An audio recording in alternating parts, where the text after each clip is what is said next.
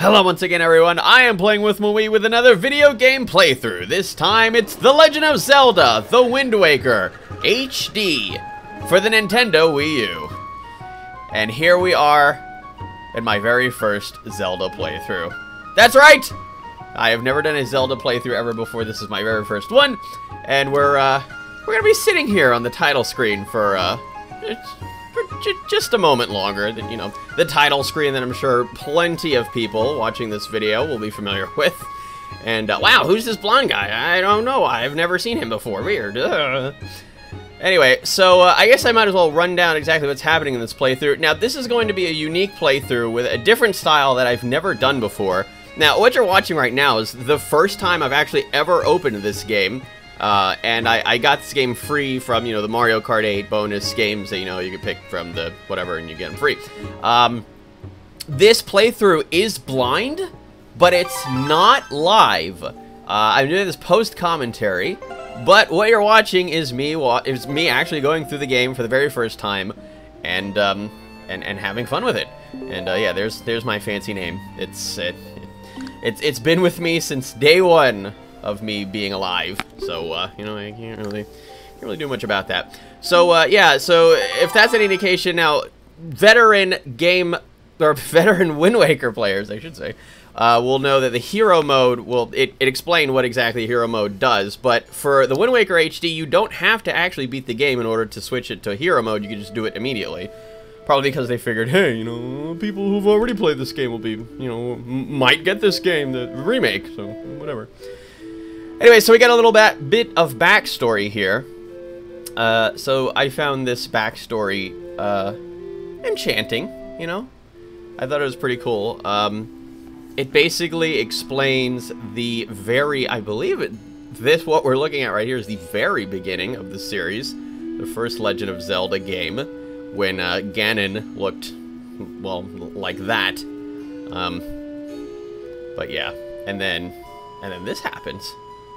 Right when the hour of doom seemed at hand. And this guy showed up. Hey, with his green clothes. Pretty familiar clothes, I must say. Anyway, so, I wanted to actually explain more of the backstory in depth, as it's going on, you know, while it's still relevant. Now, basically, what happens is this game actually takes place several centuries after the Ocarina of Time, which of course Ganondorf is defeated by Link, spoiler alert, the hero of time, and is subsequently sealed away by Zelda and the Six Sages. The game is set on a vast ocean, dotted with tiny islands known as the Great Sea. A legend passed down among the island tells of an ancient kingdom that was attacked by a great evil called Ganon. Ganon was eventually defeated and sealed away by a boy known as the Hero of Time, who wielded the Blade of Evil's Bane. Sometime after the boy left the kingdom, as following his victory, as you're seeing right now on the screen, he traveled back in time to his childhood. Ganon reappeared and attacked once again, but neither the boy nor the blade reappeared. And, spoiler. It's about to say that. I will say, though, that, you know, like I said, I found this little backstory thing very, very good. You know, I felt the good times, I felt the bad times. So, you know, it was a well-crafted story. Now, the very last part of this story, as it should, well, not the very last, but this part right here. Yeah, so none remain who know. And then the rest of this synopsis, which of course this is Wikipedia info, because I always do that, says that the ultimate fate of the kingdom remains a mystery. So I was a little bit confused about that when I was looking at this story, and I was like, you know, what does that mean? You know, like, why does nobody know what happened? And then from reading the synopsis, then I understand that it lets them get away with putting as many Legend of Zelda games as they want, in whatever time period they want. By saying that what happens is a mystery, is basically saying that, you know, what happens will be explained in further games that'll come out in the future. So. And then, yeah, and then it tells the tale about how well, you know, you could read it on the screen, but yeah, how young boys, when they come of age, they're garbed in green clothing, just like the hero of time. And here we go. This is the very beginning of the game. We are set here, an outset island, with its broken bridge and all. So, you know, me personally, I've said this multiple times, not a big Zelda fan, but, you know, I decided I might as well go ahead and give this game. I thought those seagulls were going to attack her. Might as well give this game a chance. And also, I love the way she walks around. This is great. She just moves her, she just shuffles her feet, and the rest of her body stands completely. Look at that. Might as well give this game a chance, because of course, you know, I got it for free. I liked it out of all of the options that I had. It was, you know, either this, I think it was Wii Fit Plus, Pikmin 3, or New Super Mario Bros. U. And I didn't feel like playing Wii... What was it? Oh no, it was Wii Play, or something like that. I don't know, one of the weird Wii series games. And then, I didn't feel like playing Pikmin. So I figured I might as well, you know, let's do this. And the game looks great, you know? So yeah, here's this guy again with, you know, with the blonde hair. Mysterious guy, I don't know who he is. I don't know what he's like.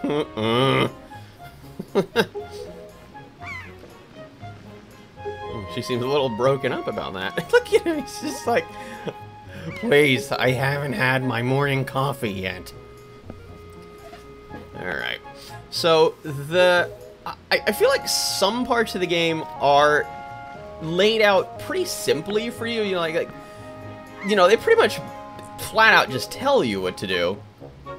However, and now we have our first control. This is the very beginning of us being able to move around. However, in the interest of being able to complete the game fully, yes, I am going for a 100% run. I have an FAQ as I'm playing the game. So like I said, you know, this is a post-commentary recording. You know, I've already played the game. You know, this is not live or whatever. This is me playing the game. Part of the reason why I wanted to do it, because I knew that the game was going to be very large. So I wanted to be able to play the game and also be able to read an FAQ to understand what's, you know, what I'm supposed to do next and like what's going on. Rather than, of course, you know, getting lost, which is not even remotely fun. And so that way, you know, I can cut out those, you know, those big chunks of time and, you know, be able to just sit there and enjoy the game without having to worry about doing commentary at the same exact time.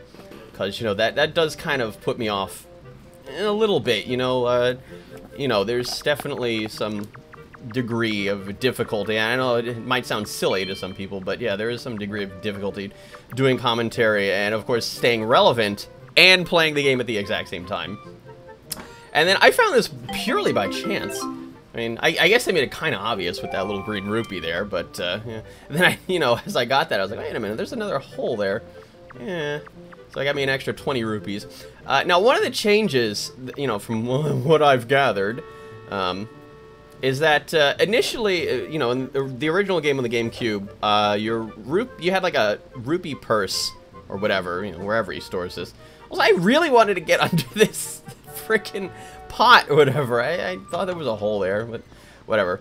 I was lost already. See, that's why I need the FAQ.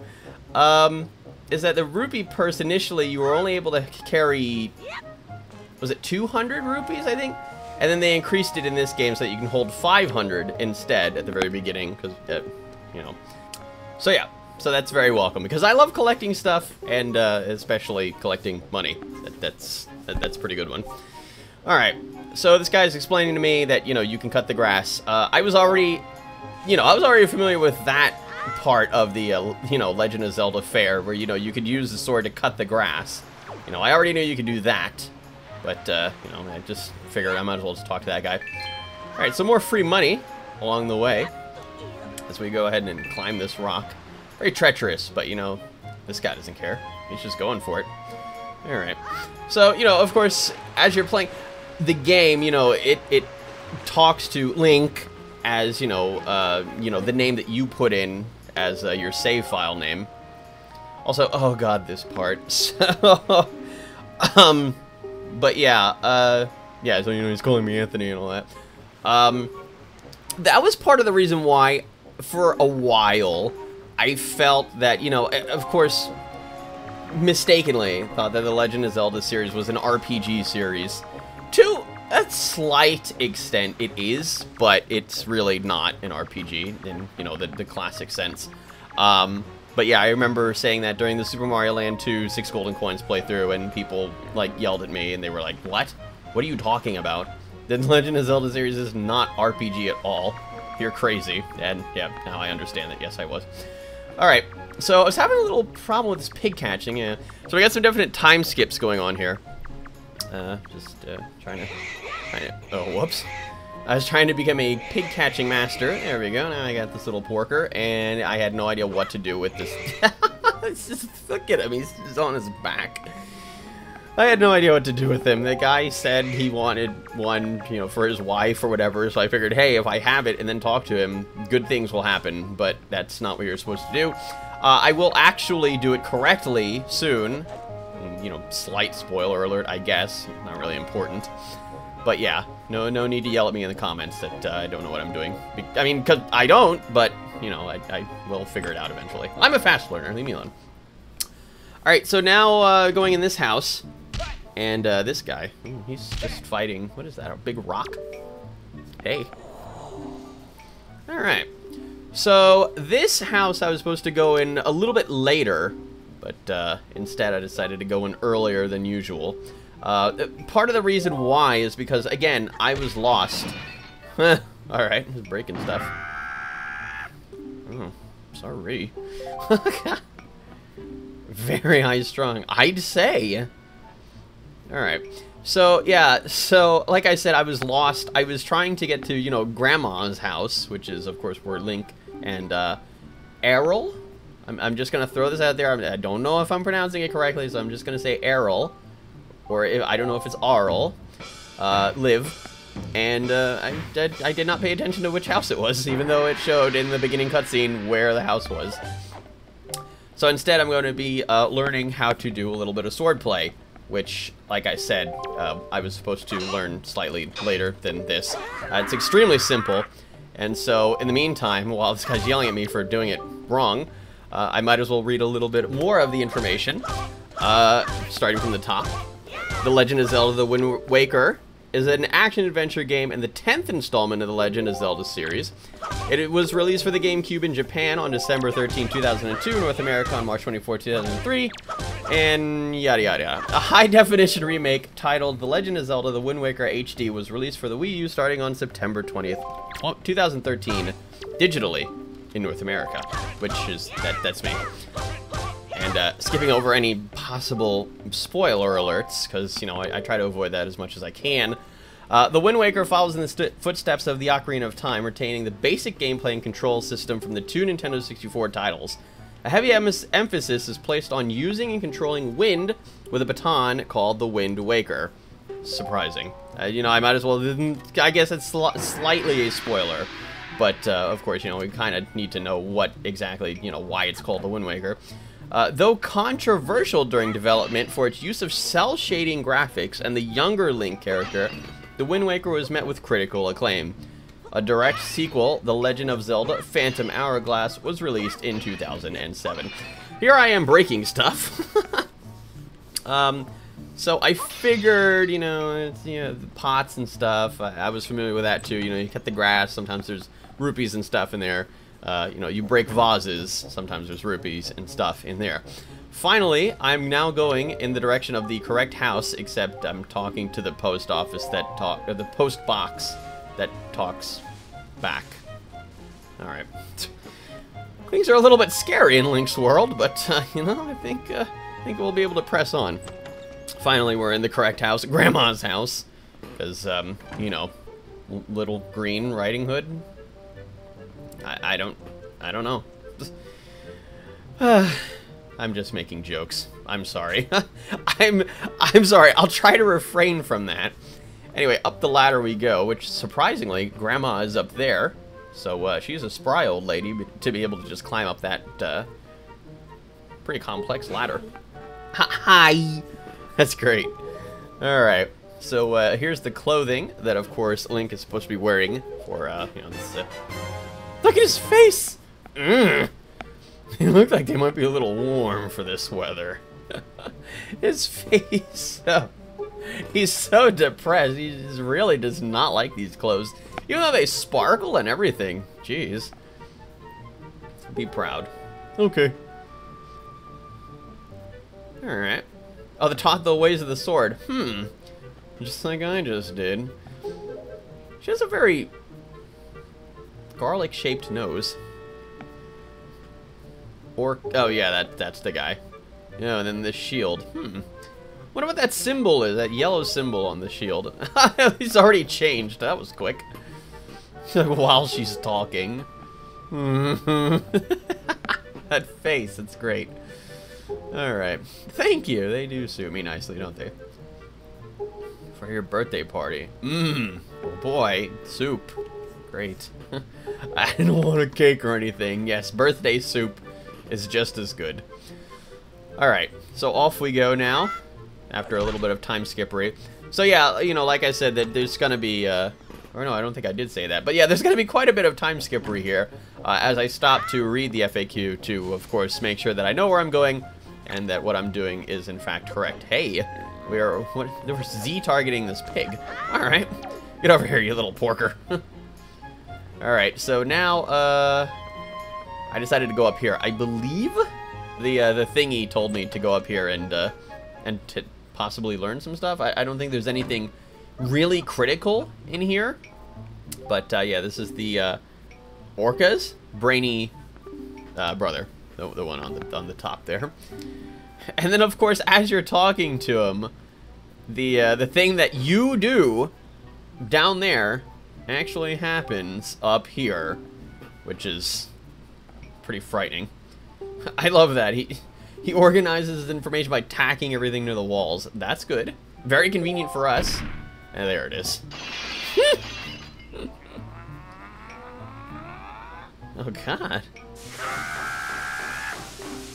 I think he says the exact same thing, too, when you do it down there. I don't know. This is like a crazy time vortex here, you know? You're either down there or you're up there. I don't know. Or actually, no, you're doing both. But, yeah. Alright. So, of course, laid out in red, fencing, you know, just, of course, to tell you how to, you know, learn how to do stuff. So I decided to read all of this stuff because, again, you know, I'm learning. I'm brand new to this. Well, not brand new, but, you know, I never played this specific game before. Wanted to make sure I know what I'm doing, so I decided to read all of these things, and in the meantime, I might as well just go ahead and read some more stuff. The control scheme, or we're on the gameplay now. The control scheme of the Wind Waker is largely unchanged from that of the Ocarina of Time and Majora's Mask. Link's basic actions of walking, running, attacking, defending, and automatic jumping at ledges are retained. Link also uses the control system introduced in the Ocarina of Time that allows him to lock on to an enemy or other target. In addition to this basic control scheme is the ability to parry. When Link is locked onto an opponent and not actively defending, certain attacks by the opponent will trigger a visual cue, a vibration of the controller, and a chime. Attacking at that point causes Link to dodge or parry, then counterattack from the rear while leaping over the foe's head. This tactic becomes crucial for defeating armored enemies or bosses. So yeah, so again, the thing that that was good. The thing that I just read about the parrying, I actually believe, yeah, I do have to go back and talk to, you know, the sword fighting guy once again, and this girl is really strange. She's just walking around very casually with that huge jar on her head, like, you know, normal. But at least she explains to me how to pick up, and of course then gently put down a jar. So, you know, that's just in case I needed to not break a jar. I know what to do. But yeah, I do have to go back and talk to the sword fighting guy once again in order to progress further into the game. But yeah, then we'll learn a little bit more about the attacking. Oh, that's gross.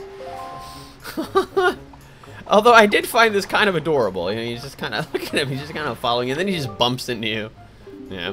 I thought maybe this was, you know, slightly important because he, like, why is he following me? You know, he must be, you know, he must have to tell me something important, but no, he does not. He's just there to waste your time. So that's enough of that.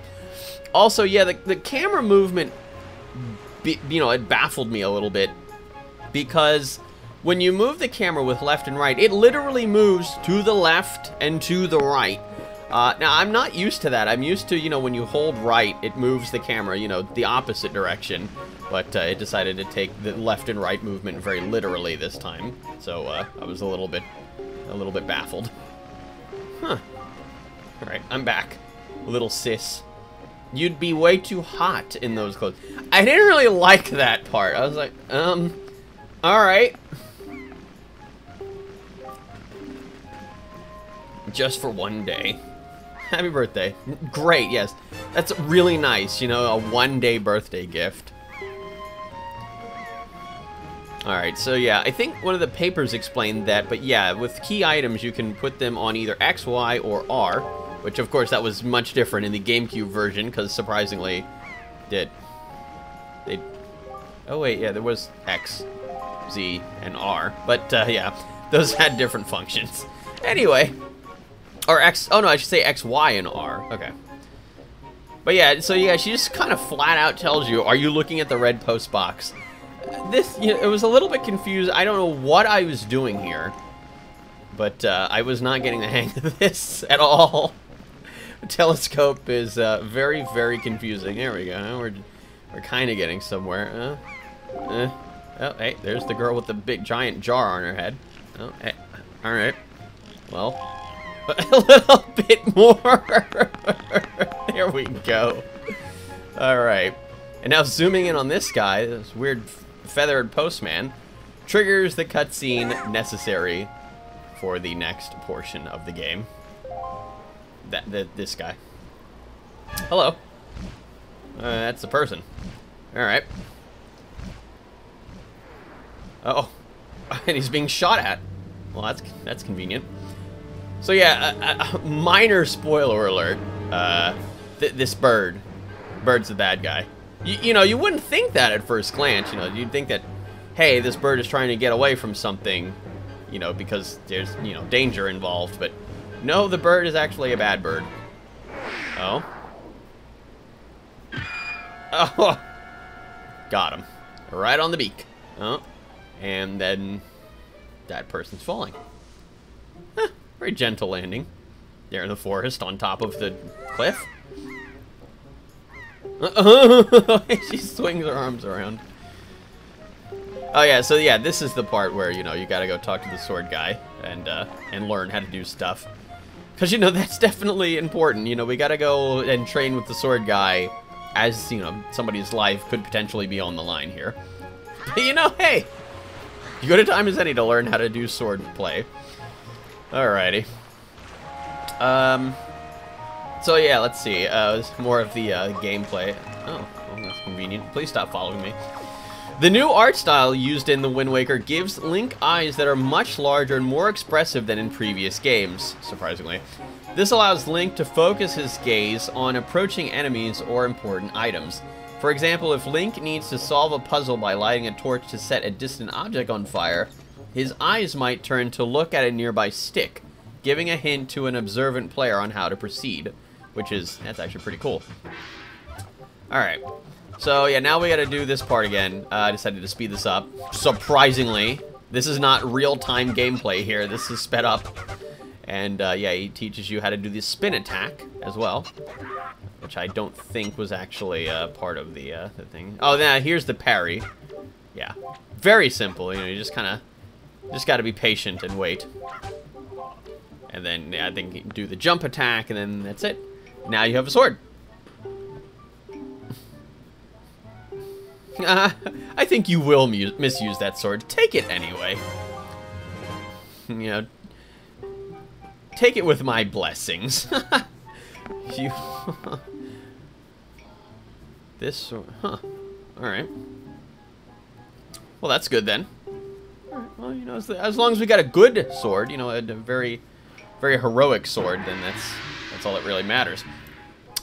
Alright, so that's going to be it for this intro part of the Legend of Zelda The Wind Waker HD playthrough. Join me in part 2, where I'll be doing more stuff, of course, with our sword. See you all next time.